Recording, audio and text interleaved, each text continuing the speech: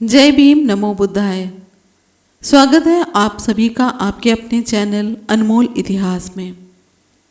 आज हम बात करने जा रहे हैं धम्मपद के एक प्रमुख तथ्य पर, जिसमें बुद्ध कहते हैं इस संसार में बैर से पैर शांत नहीं होते, अवैर यानी मित्रता से ही शांत होते हैं। यही संसार का सनातन यानी कि स्थायी नियम है। इसके पीछे की क्या कहानी है, आज हम इसी पर बात करेंगे। क्योंकि आपने बहुत बार किसी न किसी के मुंह से जरूर सुना होगा, पर इसके पीछे की कहानी क्या है ये बहुत कम लोग जानते हैं। इसीलिए आज हम इसी पर चर्चा करेंगे। तो चलिए वीडियो की शुरुआत करते हैं। जो किताब आपको स्क्रीन पर दिखाई दे रही है, आज हम इसी पुस्तक से बात करेंगे। अगर आप इसे पढ़ना चाहते हैं तो ऑनलाइन आपको ये बुक मिल जाएगी, आप वहाँ से लेकर इसे पढ़ सकते हैं। इस किताब का नाम है धम्मपद गाथा और कथा। इसमें बहुत ही सरल रूप से समझाया गया है। धम्मपद खुद्दक निकाय का ये भाग है और आज जो हम चर्चा करेंगे उसकी चर्चा यमक वक्कों में की गई है। लेकिन यहाँ पर वेदना के बारे में थोड़ी सी बात करेंगे, क्योंकि इसी शब्द को लेकर आजकल बहुत सारे लोग गलत फहमी में हैं कि वेदना क्या है। क्योंकि यहाँ पर वेदना शब्द का प्रयोग किया गया है। वेदना स्पर्श से उत्पन्न होने वाला सुख दुख का अनुभव वेदना है। वेदना को अभिधर्म कोश में वित्ति कहा गया है। अभिधर्म कोश एक ग्रंथ है जिसे आचार्य असंग के भाई वसुबंधु के द्वारा लिखा गया था। वसुबंधु के बारे में आप लोगों ने इतिहास में भी पढ़ा होगा, उन्हीं के द्वारा ये लिखा गया ग्रंथ है।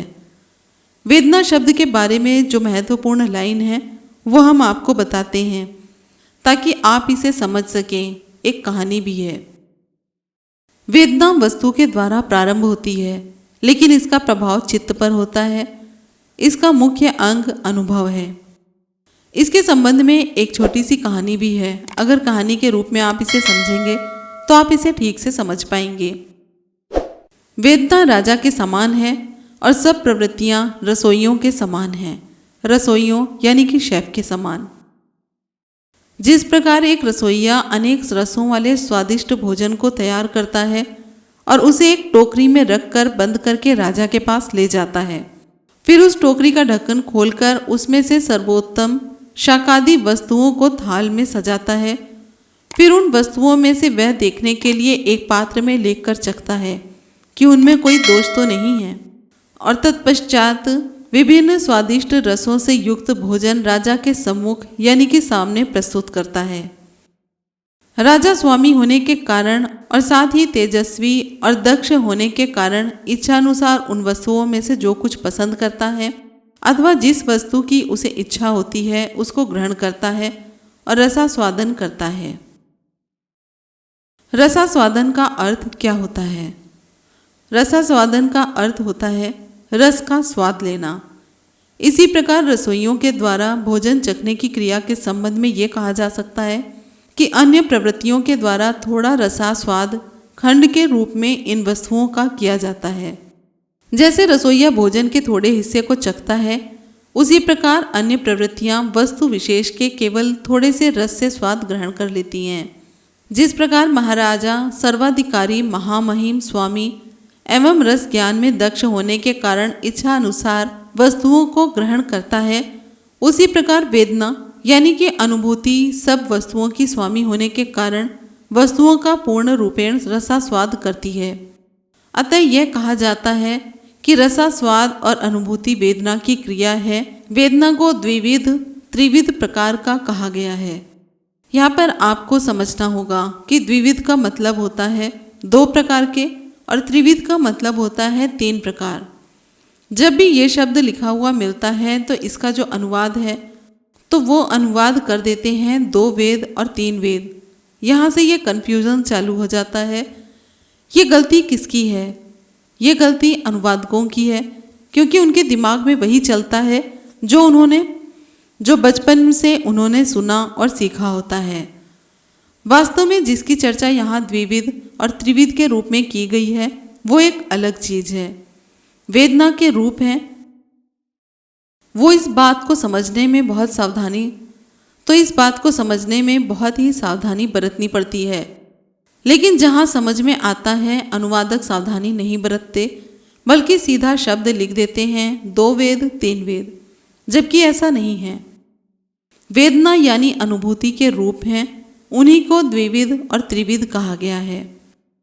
वेदना से तृष्णा उत्पन्न होती है, यानी कि इच्छा उत्पन्न होती है।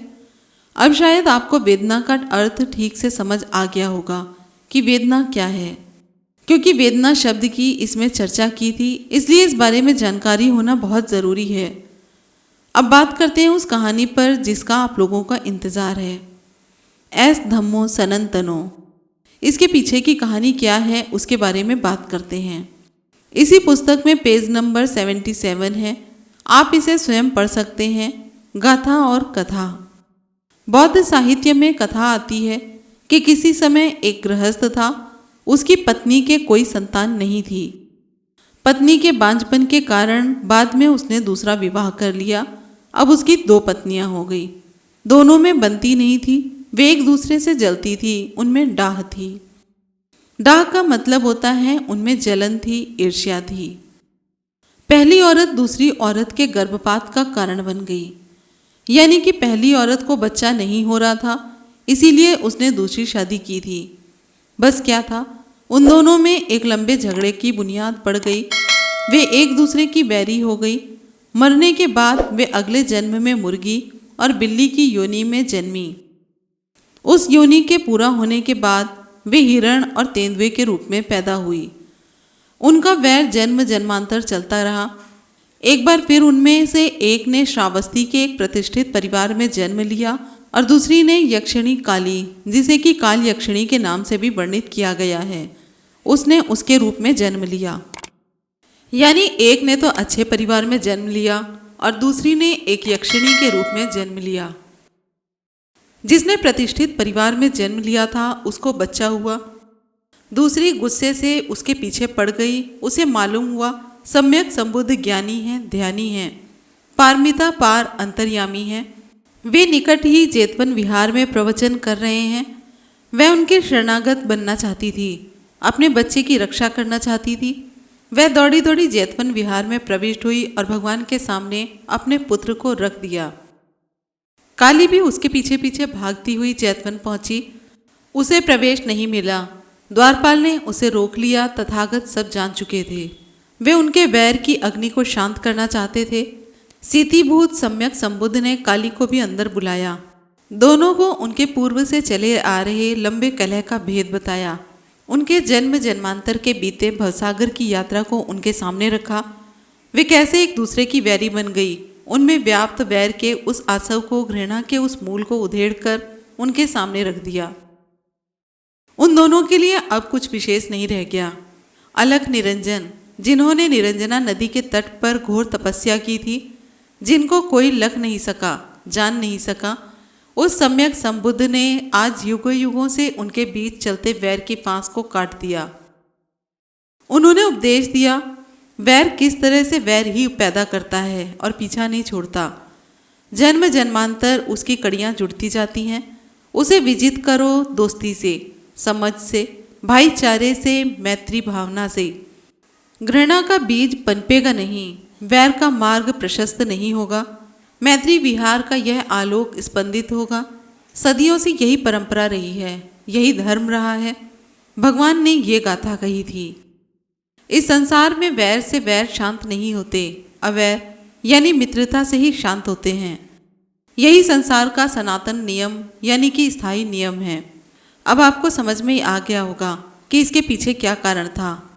एक तथ्य और है जिसके बारे में यहाँ पर बात करना जरूरी है, जो आप लोगों ने बहुत सुना है, वो है अलख निरंजन। क्या आपको पता है कि ये किसको कहा गया है? जी हाँ, ये बुद्ध को कहा गया है, क्योंकि उन्होंने निरंजना नदी के तट पे तपस्या की थी, इसीलिए उनको अलख निरंजन कहा गया है। अब अलख निरंजन कौन कहता है, ये आप लोगों ने खूब सुना होगा। अलख निरंजन कौन से धर्म के साधु कहते हैं, ये भी आप अच्छे से जानते हैं। शायद इस विषय में हमको बात करने की कोई आवश्यकता नहीं है, और इसको सबसे ज़्यादा प्रचलित गोरखनाथ ने किया था। इसीलिए कहते हैं कि जो नाथ संप्रदाय है वो बौद्ध धर्म का ही एक संप्रदाय है। उनके ग्रंथ पढ़ो, जो वैदिक हैं, सनातनी हैं, वो कोई और नहीं है बल्कि महायान शाखा के ही लोग हैं। नाम बदल लेने से इंसान का रूप नहीं बदलता है, रूप वही रहता है। इन्होंने नाम बदले हैं, रूप नहीं बदला है। रूप वही है, बस हम उस रूप को पहचान नहीं पा रहे हैं। अब हम रूप को कैसे पहचान सकते हैं? हमें इसके बारे में बहुत गहराई से पढ़ना पड़ेगा, तब हम इन्हें पहचान पाएंगे। जैसे इस वीडियो से आपको ये समझ में आ गया होगा कि एस धम्मो सनातनो का अर्थ क्या है, उसी तरह से आपको ये भी समझ में आ गया होगा कि अलख निरंजन भगवान बुद्ध को कहा जा रहा है।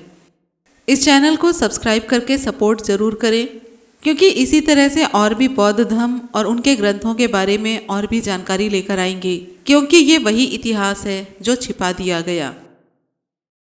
आपका एक शेयर, एक कमेंट, एक सब्सक्रिप्शन हम जैसे लोगों को ताकत देता है, जो समाज की भूली बिसरी सच्चाई आप तक लाना चाहते हैं। चैनल को सब्सक्राइब ज़रूर करिए ताकि हम और भी ऐसी सच्चाई आपके लिए ला सकें जो आपको सच सोचने पर मजबूर करे और सीधा दिल तक जाए।